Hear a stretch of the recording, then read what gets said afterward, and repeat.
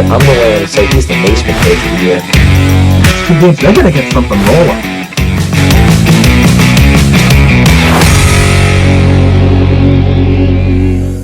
This is the Sports Saga podcast, and it is presented by Al Dias Electric. Hello, everyone, and thank you so much for joining us today. Happy Father's Day as well to all the dads out there, and a very happy Juneteenth to all. Brady Kudo, Keegan Hamlet with me today, and our guest who is, I give him the biggest shout out because this has never happened before, in the car, driving to work, the director of broadcasting for the Brockton Rocks and a current Dean Bulldog as well. Keegan Hamlet is going to be one of those in a couple months here. BRETT CHAVES is with us. Brett, welcome. Thank you so much for being here. And how are you?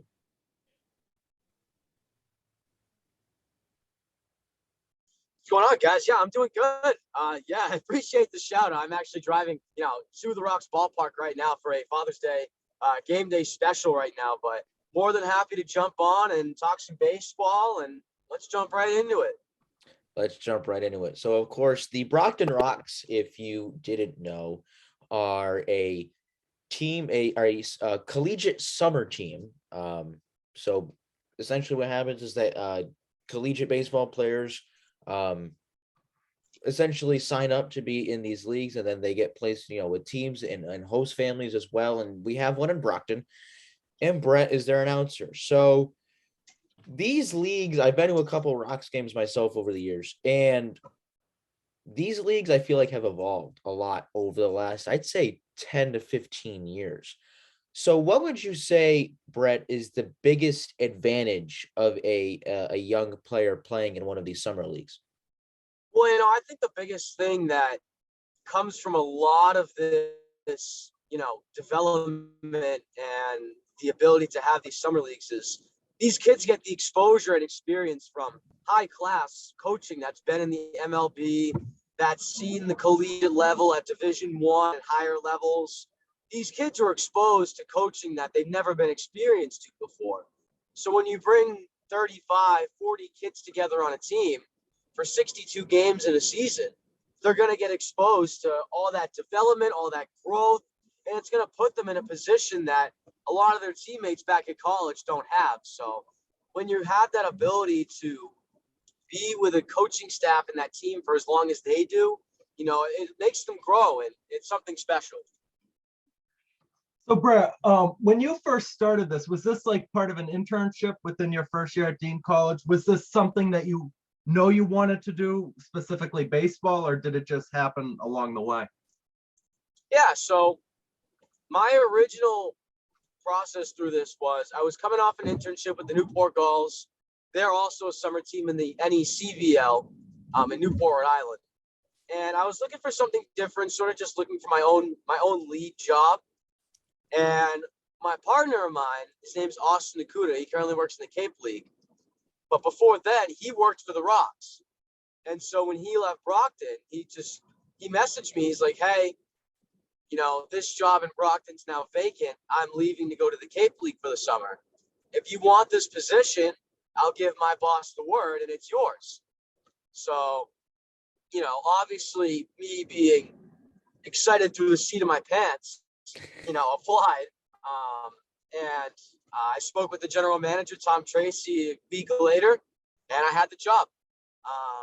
And it wasn't my original plan, but I definitely have zero regrets after, a year and a half with this team. They have given me nothing but short of all the resources that I need. And it's a growing process going forward. I now have 6 interns under my belt with this broadcast team that we're working with for 2022. And it's all up from here, man. It's been a really exciting process. It really is all about who you know. That's something that we're all discovering. 100%. As all of us are trying to jumpstart our broadcasting careers. So you went to Dean, who obviously the lead professor there is the voice of the Friars, John Rook. What's it been like learning under him? John's been my mentor for the last 2, going on 3 years at Dean. Wow, I can't even believe I'm saying that. but John's awesome. You know, he's going to give you the opportunities and the skill set that you need to be successful in this business. Dean is a smaller school, and his goal, what he's told me through this entire process is, listen, Dean may not be your Syracuse University, but we're certainly going to give you the tools and the resources to match that what you get at Syracuse. And he's fulfilled his promise so far through my 2 years. I've gotten so many opportunities to be in broadcast booths, to interview players, to be inside the studio working on my anchoring and teleprompting skills. We have a news network at Dean that we're able to constantly work with.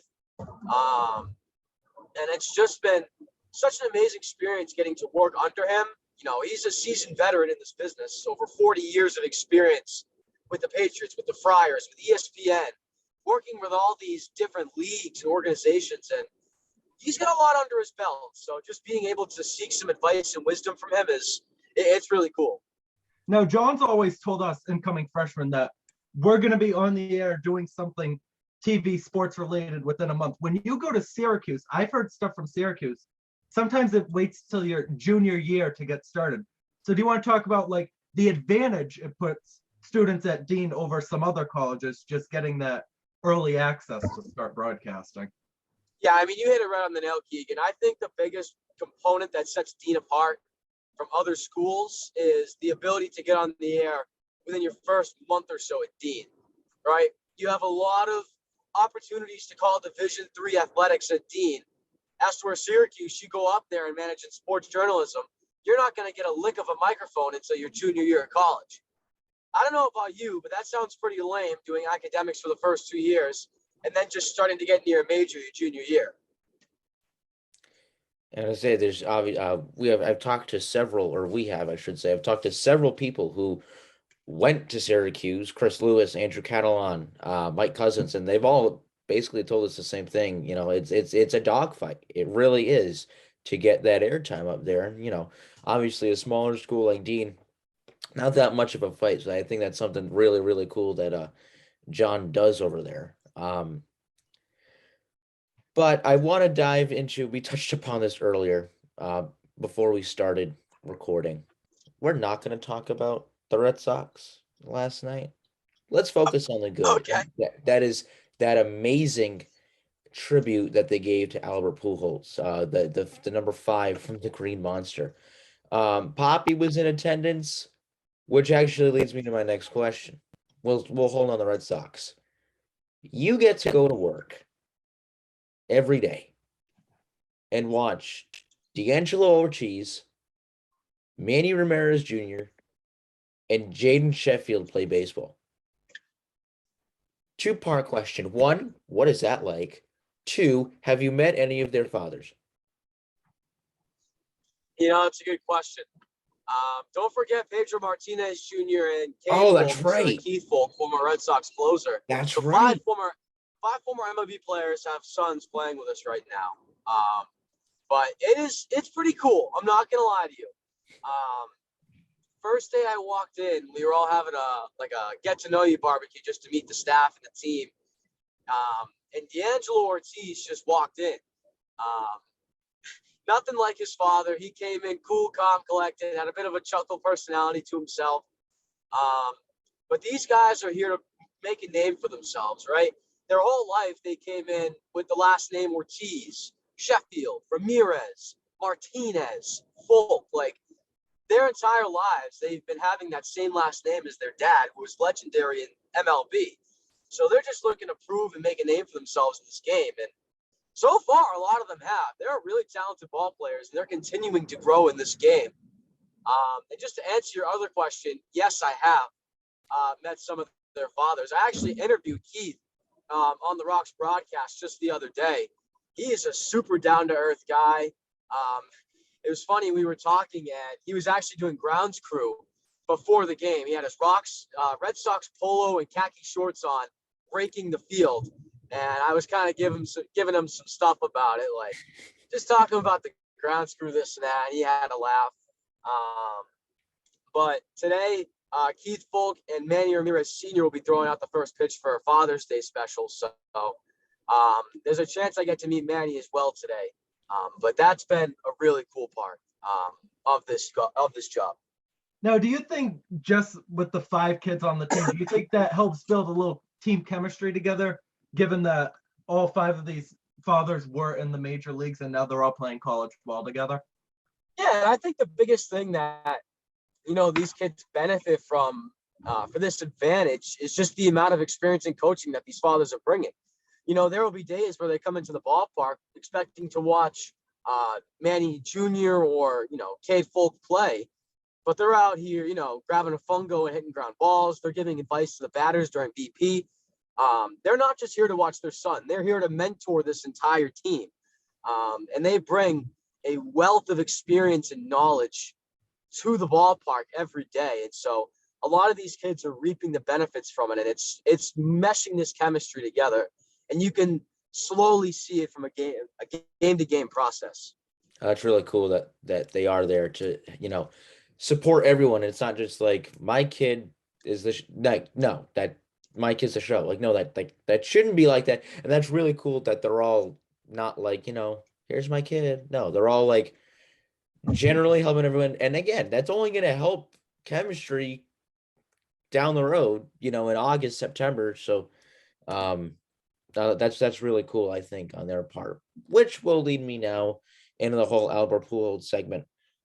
I know, Brett, you probably have a better memory of Albert Pujols than I do, and than Keegan does. But all right, here's my question.